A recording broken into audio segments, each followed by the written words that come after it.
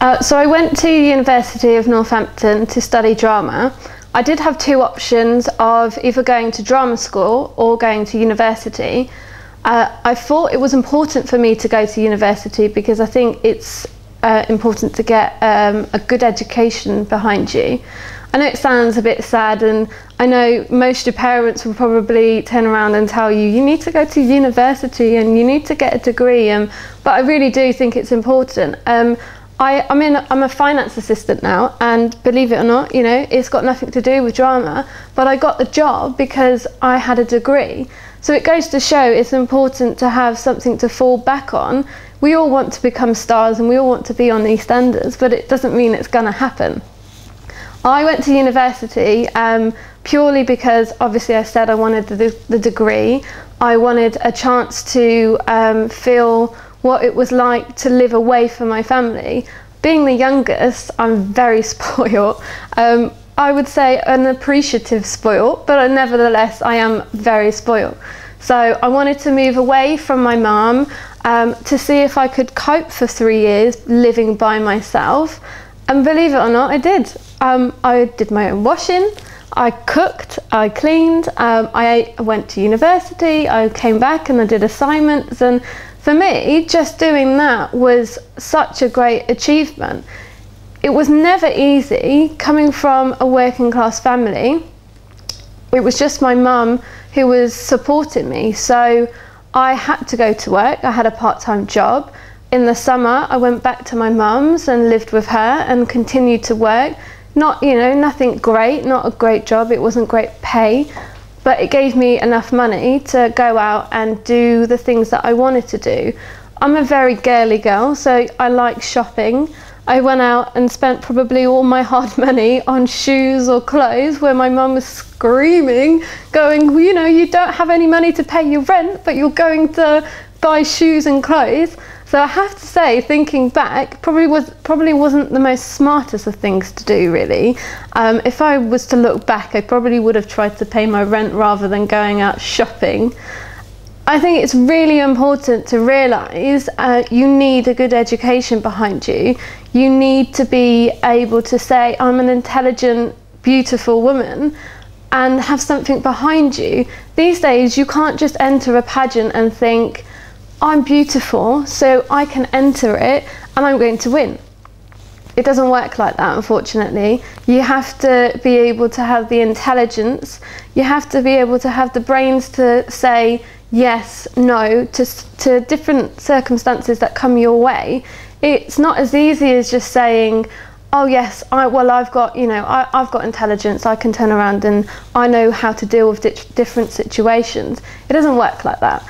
You have to be able to really think about things, and even entering the Miss India UK competition, I thought long and hard about it. I wasn't sure whether it was going to do me good or whether it was going to do something bad for my career. You hear lots of rumours going around, and I used my own initiative and realised that it was only down to me if I was going to get anywhere and make use of it.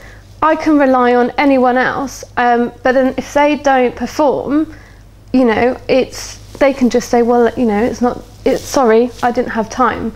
So I always use my own initiative. I always go off my own thinking, and that's why I applied for Miss India, because I knew that if I used it in the right way, it could get me somewhere really far.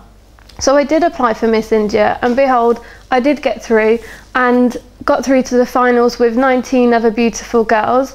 You know, for me, it was a journey. I never, ever in a million years thought that I was ever going to win 2 titles.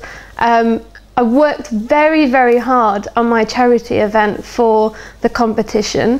Not because of the competition, but because I wanted to really test myself to see how much I could do. And when I first kind of started planning my charity event, it was a very high-profile fashion show in Aura, Mayfair. I really struggled at the beginning. I couldn't find a venue, I couldn't find anything. It was so difficult.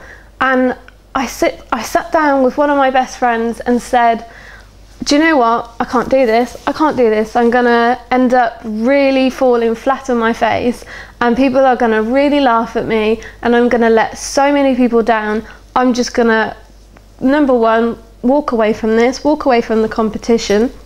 And my friend said to me, why would you do that? Why would you want to walk away from something so good when you know you can achieve this and you know you can do so well?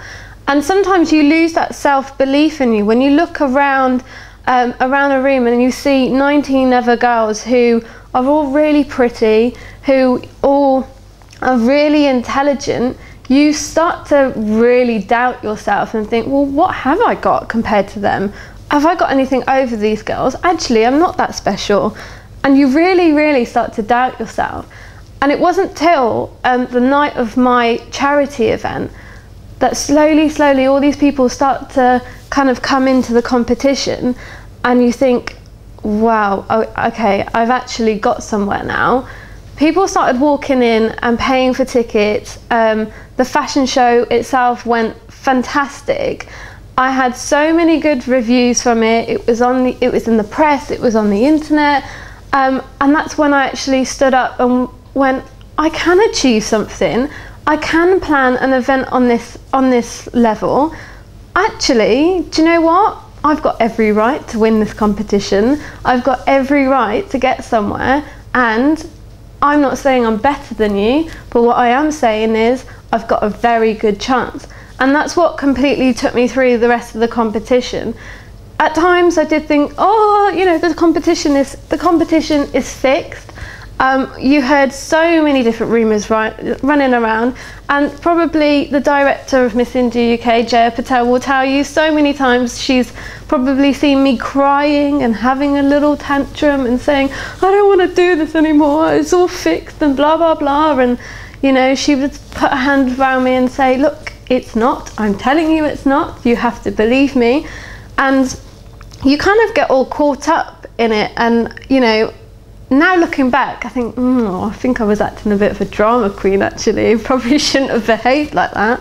But you know, that's the whole kind of journey process that you go through. Now I'm holding 2 titles. I'm so proud of being able to say that I not only am Miss India runner-up, I'm holding the Miss Charity title, which I'm so looking forward to.